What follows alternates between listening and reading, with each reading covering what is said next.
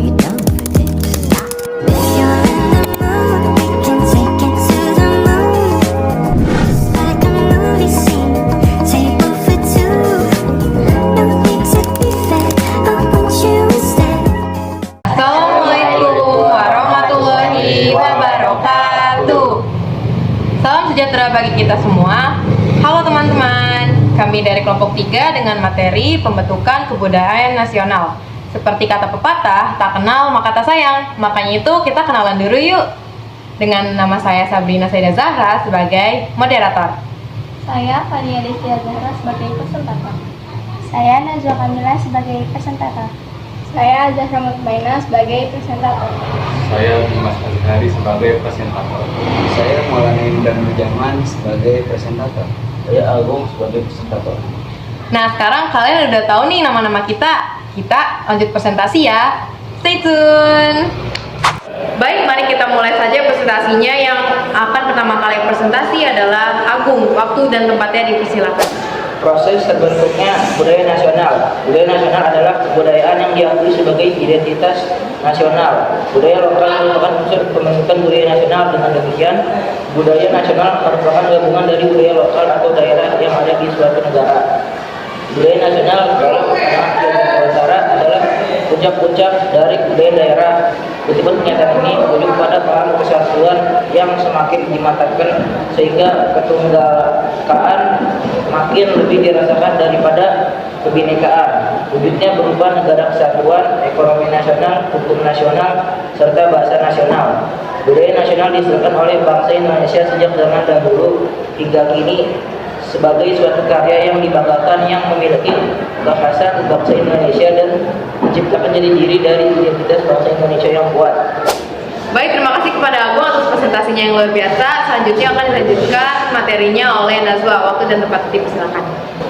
Seorang ahli antropologi Indonesia, Fajar Ningrat, menjelaskan mengenai fungsi kebudayaan nasional sebagai berikut. Yang pertama yaitu kebudayaan nasional, suatu sistem gagasan dan perlambang yang memberikan identitas kepada warga negara Indonesia. Yang kedua yaitu kebudayaan Indonesia, suatu sistem gagasan yang perlambang yang dapat dijadikan atau dipakai oleh semua warga negara Indonesia yang berbineka untuk saling berkenalan. Kebudayaan nasional sesungguhnya dapat berupa sumbangan dari kebudayaan lokal. Salah satu contoh kebudayaan nasional adalah pakaian batik. Batik adalah hasil dari budaya lokal. Beberapa daerah di Indonesia dapat menciptakan batik dengan kemudian diangkat menjadi salah satu pakaian nasional.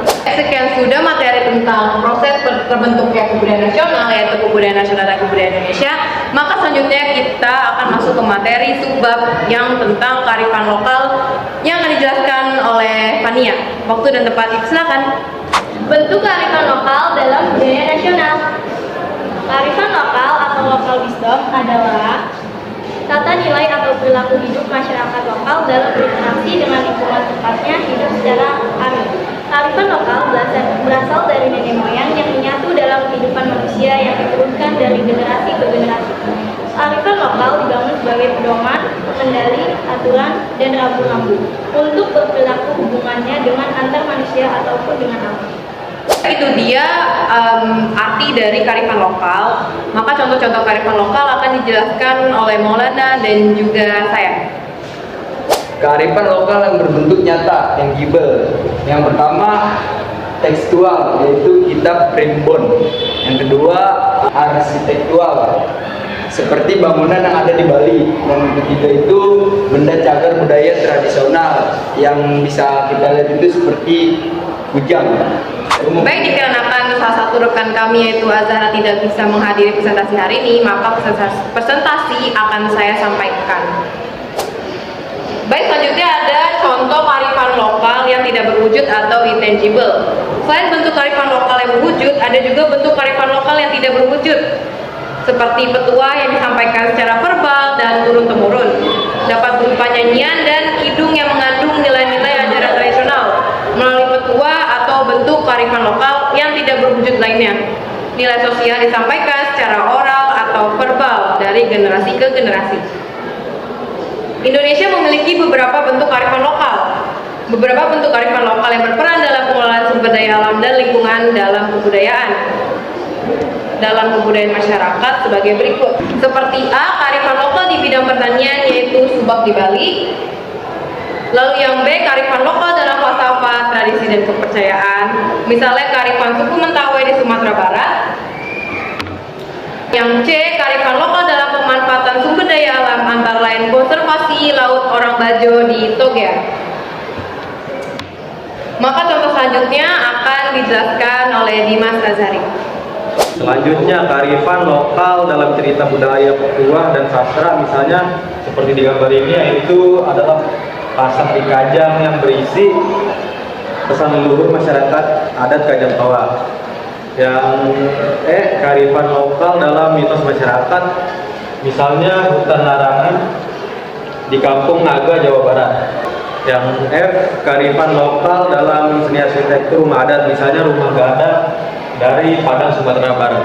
Materi selanjutnya akan disampaikan oleh saya sekaligus penutup. Sebelum itu akan saya jelaskan tentang pentingnya melestarikan kearifan lokal untuk lingkungan. Eksistensi kearifan lokal semakin terancam akibat pengaruh budaya luar tanpa penyaringan nilai-nilai positifnya. Meskipun pengelolaan sumber daya alam bukan hal baru, belum ditemukan solusi tepat untuk melestarikannya. Kearifan lokal menjadi alternatif penting dalam menjaga lingkungan alam dan nilai-nilai budaya.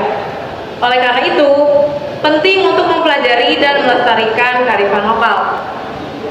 Materi tersebut menjadi penutup presentasi kita kali ini. Terima kasih kepada semuanya yang telah menonton dan mendengarkan kami. Sampai jumpa di waktu selanjutnya. Bye-bye. Assalamualaikum warahmatullahi wabarakatuh.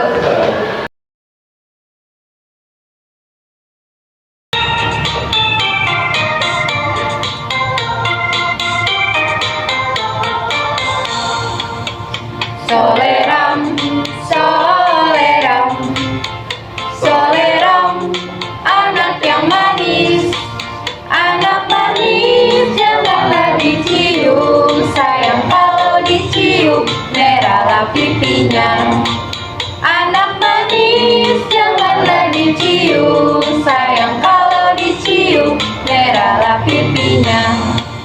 1, 2, 3 dan 4, 5, 6, 7, 8. Kalau Tuhan dapat kawan baru, sayang kawan lama ditinggalkan jangan.